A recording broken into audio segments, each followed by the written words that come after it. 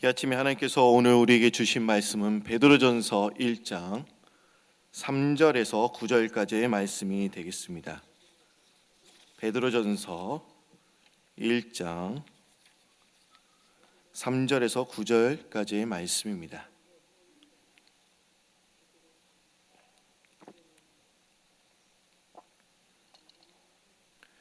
베드로전서 1장 3절에서 9절까지의 말씀입니다.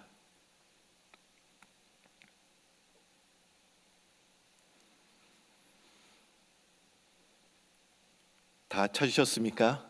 예, 다 찾으신 줄 알고 한 절씩 교독합니다.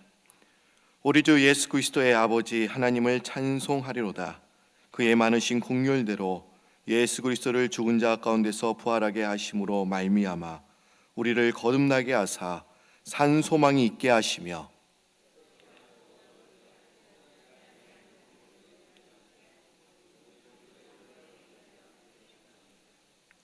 너희는 말세에 나타내기로 예비하신 구원을 얻기 위하여 믿음으로 말미암아 하나님의 능력으로 보호하심을 받았느니라.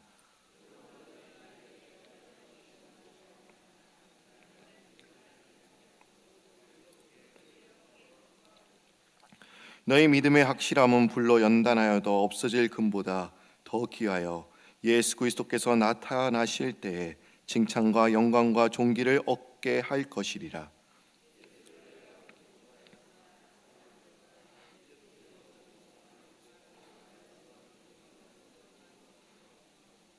예, 9절은 한 목소리 있습니다. 믿음의 결국 곧 영혼의 구원을 받음이라. 아멘. 어저께는 우리 감사 주일로 지키게 되었습니다. 그리고 또 돌아오는 목요일이 추수감사절입니다. 이 한 주간 여러분들이 좀 감사가 상 가운데 좀 넘쳤으면 좋겠습니다. 좀 오늘 날씨가 좀 좋지는 않습니다. 어저께 저녁 늦은 시간부터 이제 비가 내렸어요. 그렇죠? 또 이렇게 비가 내리면 새벽기도가 가기 싫어지죠. 예. 그리고 비바람도 불고 바람도 좀 불고 그랬습니다. 근데 또 감사할 게 있어요. 뭐냐면 그래도 온도는 많이 올라갔습니다. 그렇죠? 예. 우리가 산 가운데 우리가 살다 보면 진짜 감사할 내용들이 더욱더 많아지게 됩니다. 한국의 초대 교회사에서는 이런 이야기가 전해져 내려오고 있습니다. 만주 명월구라고 하는 곳에는 감사 장로님이라고 불리는 한 장로님이 계셨다고 합니다. 그가 감사 장로님이라고 불리게 된 그 이유에는 다음과 같은 그런 사연이 있었다고 합니다. 그분은 큰 부자였습니다. 그리고 애국 운동을 하다가 결국 일본 순사에게 잡혀서 형무소 생활을 하게 된 것입니다. 형무소 생활이 힘들었겠죠. 그도 늘 불평하고 원망하는 마음이 있었다고 합니다. 근데 그는 그 감옥에서 성경에 나오는 신약 성경에 나오는 바울 사도를 생각하게 되었다고 합니다. 사도 바울은 복음을 전하다가 이제 감옥에 갇혔는데도 매를 맞아도 감사했는데 아무것도 아닌 내가 사도 바울이 경험했던 그런 어려움을 내가 경험할 수 있다니. 그는 너무나 사도 바울을 존경하고 있었던 터라 그에게 자신이 사도 바울과 같은 어려움을 경험한다는 생각이 갑자기 불평에서 원망, 감사로 이제 바뀌게 되었다고 합니다. 그리고 너무나 기쁜 나머지 밥그릇을 들고 춤을 추었다고 합니다. 그리고 변기통 앞에서 밥을 먹다가 또 춤을 추고 다른 사람이 보기에 어떻습니까? 그 사람 완전히 맛이 갔다. 아마 그렇게 보였을 것입니다. 간수장이 이렇게 이야기를 합니다. 영감, 밥을 먹다가 변기통 앞에서 춤을 추었다면서? 예, 맞습니다. 저 그렇게 춤을 추었어요. 뭐가 좋아서 그렇게 춤을 추었어? 그러자 그 장로님은 웃으면서 이렇게 이야기를 합니다. 성경에 보면 바울과 실라가 복음을 전하다가 감옥에 들어갔다고 하는 그런 이야기가 있습니다. 그때 그들이 거기서 감사하고 찬송을 부르자 감옥의 문이 열렸어요. 그래서 저도 옥문이 열리라고 춤을 추었지요. 그러자 이 간수장은 이야기가 너무나 기가 막히고 어이없었는지 이렇게 이야기를 합니다. 감옥은 세 문인데 어떻게 열려? 이 영감탱이 완전 미쳤어. 정말 미쳤어. 이봐, 이 영감탱이 집으로 돌려보내. 무엇 때문에? 미친 사람까지 여기를 어떻게 두란 말이야. 이러면서 정말 옥문이 열렸다고 합니다. 여러분들은 이 성경의 내용이 모두 믿어지십니까? 2000년 전에 일어났던 이적과 기사는 오늘과 동일한 형태로 동일한 방법으로 일어나는 것은 아니지만 하나님은 우리가 생각하는 것 이상으로 생각지도 못한 방법으로 이적과 기적을 베풀고 계십니다. 아마 감사 장로님의 고백처럼 나 같은 사람도 바울이 경험했던 그 어려움을 경험할 수 있다니, 이런 고백 가운데 아마 우리가 이런 생각을 갖고 있다고 한다면 우리가 고난 가운데서도 우리가 조금은 즐거워할 수는 있을 것입니다. 여러분, 우리는 무엇을 보고 그 사람이 믿음이 좋은지 안 좋은지, 그 믿음이 진짜인지 가짜인지 어떻게 알 수 있습니까? 여러분, 신앙이 좋다는 기준, 믿음의 기준이 과연 무엇입니까? 우리는 이렇게 일반적으로 생각을 하죠. 교회 봉사 열심히 하고 새벽 제단에 나와서 기도에 불을 붙이고 또한 오늘의 양식, 아워 데일리 브레이드를 열심히 읽는 사람은 분명 믿음이 좋을 것이다, 이렇게 생각을 합니다.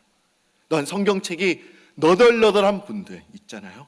얼마나 많이 읽었으면 이렇게 성경이 해졌을까? 저도 그런 해진 성경책을 갖고 있습니다. 근데 이게 해진 것은 아니에요. 제가 그런 성경책을 갖고 다니면 가슴이 뿌듯합니다. 제가 한국에 있어요. 근데 아마 이런 분들은 진짜로 믿음이 좋을 거다, 이렇게 생각을 하기도 합니다. 주일 교회에서 열심히 봉사하고 헌신하고 또 기도와 성경 연구에 열심히 있는 분들이 믿음 좋을 가능성이 높습니다. 그렇다고 이런 분들이 모두 믿음이 좋다라고는 우리는 단정 지을 수는 없습니다. 그럼 믿음에 좋다는 그런 기준이 과연 무엇입니까? 믿음이 좋다는 그런 근거는 과연 무엇일까요? 누가복음 10장을 보시면 예수님께서는 70명 제자들을 불러놓고 둘씩 짝을 지으면서 그들에게 전도란 무엇인지, 또한 전도는 어떻게 해야 되는지 설명하시고서 그들을 이제 사역지로 이제 파송시키셨습니다. 근데 이 70명의 제자들이 모두 전도 여행을 마치고 이제 예수님께 돌아왔습니다. 근데 그들의 모습은 어떠했습니까? 그들 모두는 기쁜 얼굴을 한 채 예수님께 돌아왔다라고 성경에서 기록되어 있습니다. 그들은 얼굴에 수심이 가득하나 괴로운 얼굴이 아니라 입가에는 미소가 한가득이었습니다. 70명의 제자들은 전도행을 하면서 분명 어려운 일들을 많이 경험했을 것입니다. 그러나 그들 모두는 기쁨을 소유한 채 돌아왔다는 것이지요. 70명의 제자들은 전도한 후에 기뻐했다는 것입니다. 아마 전에는 두려웠겠죠, 떨렸겠죠. 그러나 돌아왔을 때는 기뻐했다는 거예요. 요한복음 16장 24절을 보시면 예수님은 또한 이렇게 우리에게 말씀하고 계십니다.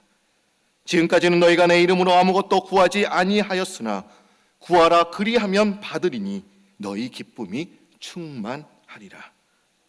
예수님께서는 구하라 그리하면 기쁨이 충만할 것이다 라고 말씀하고 계십니다. 이 말은 무엇입니까?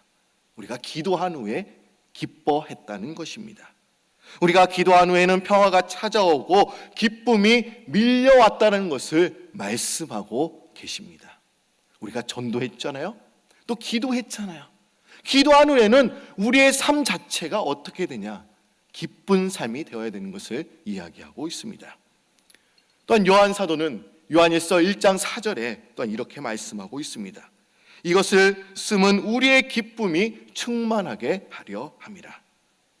이 생명의 말씀을 쓴 동기, 그 목적에 대해서 우리에게 말씀하고 계십니다. 우리에게 기쁨을 주기 위해서 생명의 말씀을 썼다라는 것이지요. 생명의 말씀을 쓴 것으로 끝난 것이 아닙니다.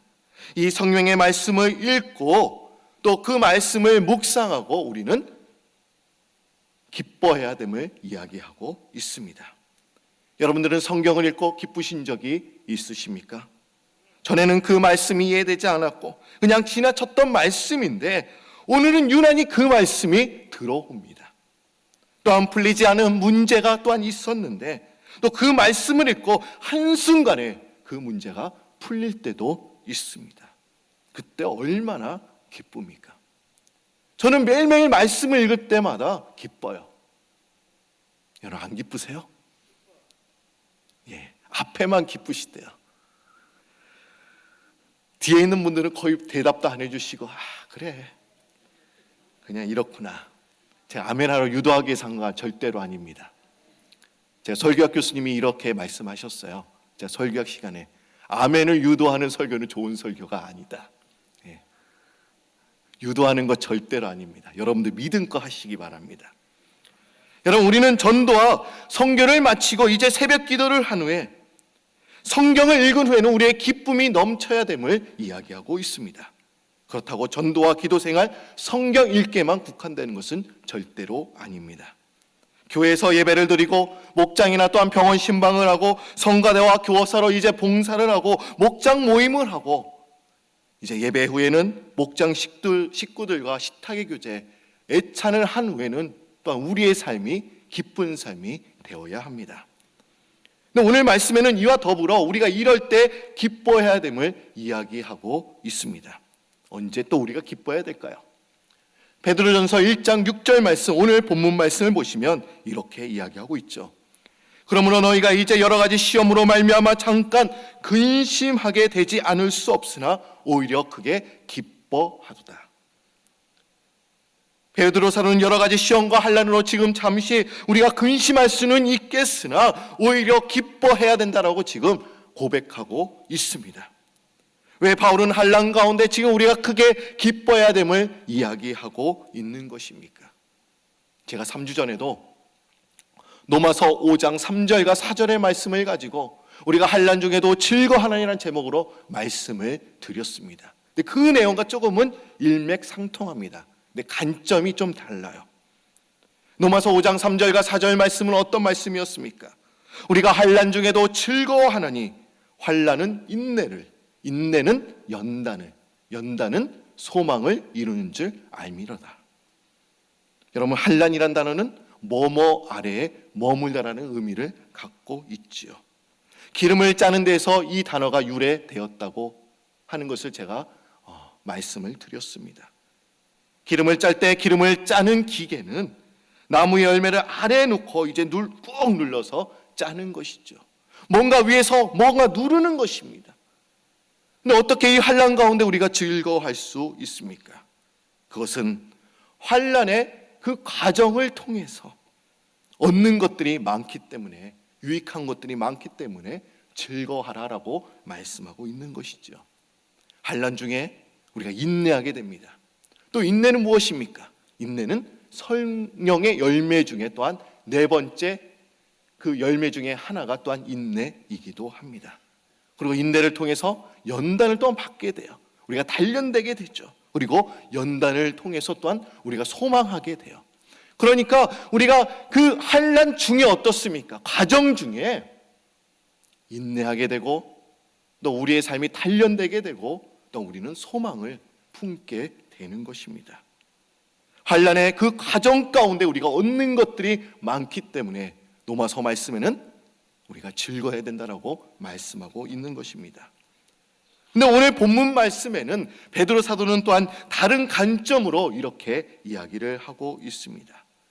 우리가 환난 중에 즐거워하는 이유는 환난의 과정을 통해서 얻는 것으로 기뻐한다는 그런 의미보다는 우리가 환난을 다 통과한 후에, 과정이 아닙니다, 환난을 다 통과한 후에 얻는 그 결과물 때문에 우리가 기뻐해야 된다라고 이야기를 하고 있습니다. 관점이 다르죠? 바울 사도는 환난 과정 중에 얻는 것들이 있다. 그러나 이 베드로 사도는 환난을 다 마친 후에 얻는 그 결과물 때문에 우리가 기뻐해야 된다라고 말씀하고 있습니다. 바울 사도는 과정에 이렇게 관점을 두었다고 한다면 뭡니까? 베드로 사도는 결과에 초점을 둔 것입니다. 환난을 다 통과한 후에 얻는 그 결과물이 과연 무엇입니까? 하나님께서 우리에게 삶의 시련을 허락하시는 이유가 과연 무엇입니까? 아마 여러 이유가 있겠지만 우리의 믿음이 진짜인지 시험하기 위해서 삶의 시련을 우리에게 허락하실 때가 있습니다. 그리고 그 시련을 다 이제 견딘 후에 우리가 기뻐할 수 있는 것은 고난을 통하여 우리의 구원을 증명했기 때문에 그렇습니다. 시련 중에 하나님을 원망하거나 불평할 수 있겠지만 원망하지 않고 끝까지 우리가 믿음을 지켜냈다고 한번 가정해 봅시다. 내가 이런 상황에서 믿음을 지켰구나. 내 믿음이 가짜가 아니었어. 나도 좀 의심이 들기는 했지만, 힘들기는 했지만 내 믿음이 진짜였구나. 나는 확신해 우리가 기뻐할 수 있는 것입니다. 그러기에 시련과 고난을 다 통과한 후에는 우리의 믿음을 증명할 수 있습니다. 내 믿음이 진짜였는지 가짜였는지 내 스스로 증명했다는 것이죠. 로마서에서는 환난 중에서 즐거워하는 이유는 환난의 과정을 통해서 얻는 것 때문에 우리가 기뻐해야 한다는 것입니다. 하지만 오늘 읽은 이 베드로 전서에서는 우리가 환난 가운데 기뻐할 수 있는 것은 우리가 환난을 다 통과한 후에 얻는 그 결과물, 내 믿음이 진짜라는 것을 내 스스로 증명했기 때문에 여러분 우리는 기뻐할 수 있는 것입니다. 베드로전서 1장 7절 말씀 한번 여러분들이 읽어주시기 바랍니다. 시작.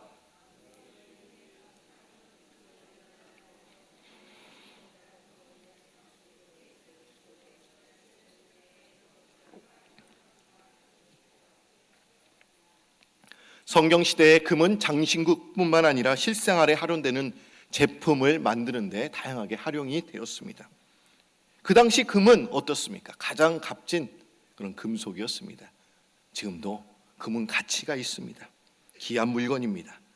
그리고 모든 화폐 거래의 이제 기준이 되기도 했습니다.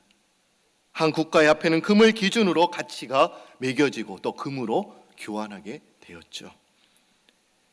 베드로는 가장 값진 금속이라고 인정한 이 물품이라도 설령 이것이 가장 높은 수준의 정령 과정을 거치더라도 증명된 믿음만큼 값지지는 못하다라고 말씀하고 있습니다. 제 아무리 고도로 정련된 정제된 금이라도 영원한 시험의 불을 통과하지는 못한다는 것입니다. 그러나 우리의 믿음은 어떻습니까? 그 시험이라는 그 불을 통과했기에 나의 믿음이 참이라는 것, 진짜라는 것을 증명했기 때문에 우리는 기뻐할 수밖에 없다. 이렇게 고백하고 있는 것입니다. 아마 여러분들 다를 거예요. 고난 경험들이 다 다를 것입니다. 어떤 사람은 너무나 그 고난이 힘들어서, 그러나 그 고난을 한 번 정도 견뎌낸 분들은 분명 이 자리에 계실 것입니다. 고난을 견뎌냈다는 것은 내 믿음이 아직까지는 가짜가 아니다. 진짜였구나. 그러면서 내가 기뻐할 수 있다는 것입니다. 우리는 이런 고난을 통과할 때 이런 믿음은 어떻습니까? 예수님밖에 보이지 않습니다. 여러분, 우리가 아내를 사랑하면 다른 여자가 눈에 보일까요? 안 보일까요? 안 보입니다. 그렇다고 제가 여기 있는 모든 분들이 다 남자로 보인다는 그런 말씀은 아닙니다. 예수님을 진정하는 사람은 이제 세상의 기쁨과 즐거움이 그렇게 보이지 않습니다. 우리가 고난을 통과한 후에 내 믿음이 진짜라는 것을 스스로 우리가 증명했기 때문에 우리가 기뻐해야 될 줄로 믿습니다. 그리고 하나님을 기뻐하는 것이 우리의 또한 삶의 목적이 되어야 합니다. 우리가 하나님께 무엇을 드리고 몸을 바쳐 선행한다고 해서 하나님께서 기뻐하신 것이 절대로 아닙니다. 단지 하나님 안에서, 그리스도 안에서 기뻐하는 것이 또 하나님을 기쁘시게 하는 것입니다. 미가서 6장 6절에 7절 말씀을 보시면 이런 말씀이 나옵니다. 여러분들도 아시는 말씀이에요. 내가 무엇을 가지고 요 앞에 나아가며 높으신 하나님께 경배할까? 내가 번제물로 1년 된 송아지를 가지고 그 앞에 나아갈까? 여호와께서 천천의 순양이나 만만의 강물 같은 기름을 기뻐하실까? 내 허물을 위하여 내 맏아들을 내 영혼의 죄로 말미암아 내 몸에 열매를 드릴까? 우리는 천천의 순양이나 그리고 만만의 기름을 하나님께 드려서 기쁘시게 하는 후에 그보다 더 큰 것을 받고 싶어 합니다. 하나님은 한 사람 한 사람으로 만족하시는데 우리는 하나님 한 분만으로 만족하지 못합니다. 하나님 한 분만으로 우리가 만족하지 못하기 때문에 교회를 다녀도 또 성경을 읽어도 어떻습니까? 힘이 있고 또 권력이 있고 돈 있는 사람들 뒤에 줄을 섭니다. 제가 신학교를 다닐 당시 저희 한 클래스 한 동기 한 200명 정도 되었습니다. 그러니까 신학교 3년의 과정이기 때문에 한 600명 정도 돼요. 이제 대학원 과정이니까요. 그런데 200명들 중에 동기들 중에 아버지가 대형교회 목사님인 동기들이 그 친구들이 몇 명 있었습니다. 근데 그 친구들은 여러 동기들에게 인기가 있었습니다. 그리고 주목의 대상이었습니다. 다들 대형교회 목사님이 그 아들, 그 동기와 친해지려고 해요. 왜 그랬을까요? 대형교회만 해도 부교육자, 또 전도사님만 해도 수십 명이 됩니다. 아마 그 친구와 친해지면 혹시 그 교회에 내가 전도사로 사역할 수 있지 않을까, 그런 기대감에 전도사님도 얼마나 줄을 섰는지 모릅니다. 자, 이런 얘기를 해드려서 조금은 죄송합니다. 저도 그들처럼 줄을 서야겠다, 그런 유혹이 있었을까요? 없었을까요? 당연히 있었죠. 그러나 하나님 신학교 때 하나님께서 저에게 주신 음성이 있었습니다. 저는 신학교를 다닐 당시 이제 3학년 때였습니다. 매일 화요일 저녁 때마다 산에 올라가서 3시간 이상씩 기도를 했습니다. 산기도를 한 거예요. 제가 자주 애용했던 산이 과연 어디였던 산이었을까요? 그 당시만 해도 뭐 삼각산 가서 많이 기도를 많이 했어요. 그렇죠? 근데 저는 청계산이라는 곳에 가서 기도를 했습니다. 화요일 저녁은 저에게 산에 올라가는 날이었습니다. 그날은 달빛 아래서 산보하는 날이 아니라 하나님께 부르짖는 날이었습니다. 마음껏 하나님께 기도하는 그런 날이었습니다. 저는 그 순간을 아직도 기억합니다. 그때가 제 믿음이 가장 뜨거웠던 때인 것 같습니다. 그랬던 것 같아요. 그리고 저는 산에 올라가는 것이 확실한 줄을 서는 것임을 알게 되었습니다. 제가 신학교 다닐 때 하나님께서 이런 마음을 주시면 얼마나 감사한지 모릅니다.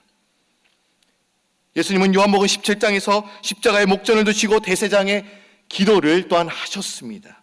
요한복음 17장 13절 말씀을 보시면 내가 지금 아버지께로 가오니 내가 세상에서 이 말을 하옵는 것은 그들로 내 기쁨을 그들 안에 충만히 가지게 하려 함이니라라고 이렇게 말씀해 주셨습니다. 죽음을 목전에 둔 예수님께서는 우리들에게 기쁨이 충만해야 된다, 이렇게 말씀하셨습니다. 그리고 충만한 이 기쁨을 제자들에게 또한 다음 세대 또한 우리 자녀들에게 또한 주고 싶다라고 말씀하고 계십니다. 예수님은 우리 안에 예수님이 주신 기쁨이 차고 넘치시기를 바라십니다. 기쁨이 넘치고 또 웃음이 가득 차면 또 행복하면 세상 사람들은 분명 우리에게 이렇게 이야기를 할 것입니다. 아, 저 사람 맛이 같다. 힘들다면서 항상 웃고 다니네. 저 사업장 망한 거 아니야?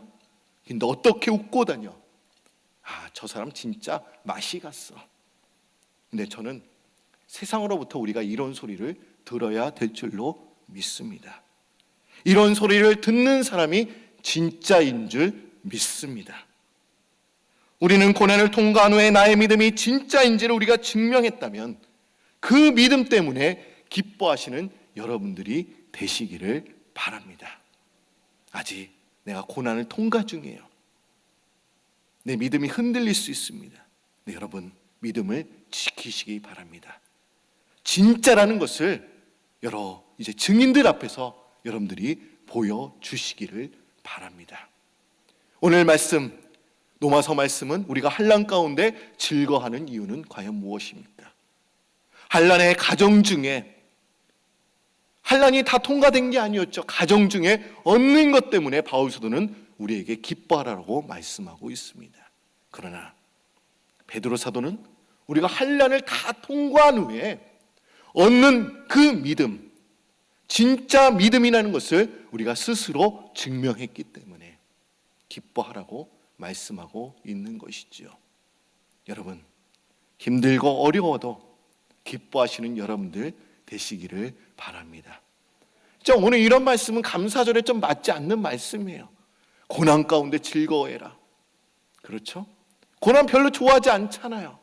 내가 지금 상처가 있고 어려움이 있는데 왜 이렇게 어려운 거 다 그게 쑤시냐, 뒤집어 엎냐, 자꾸 이렇게 우리가 생각할 수도 있겠지만 이것이 진짜 하나님께서 우리에게 주신 말씀이기에 여러분들 지금 어렵고 힘들어도 기뻐하며 즐거워하시는, 그리고 세상 사람들에게 우리의 믿음, 진짜 믿음이라는 것을 보여주기 위해서 열심히 달려가시는 그런 우리 성도님들이 되시기를 바랍니다.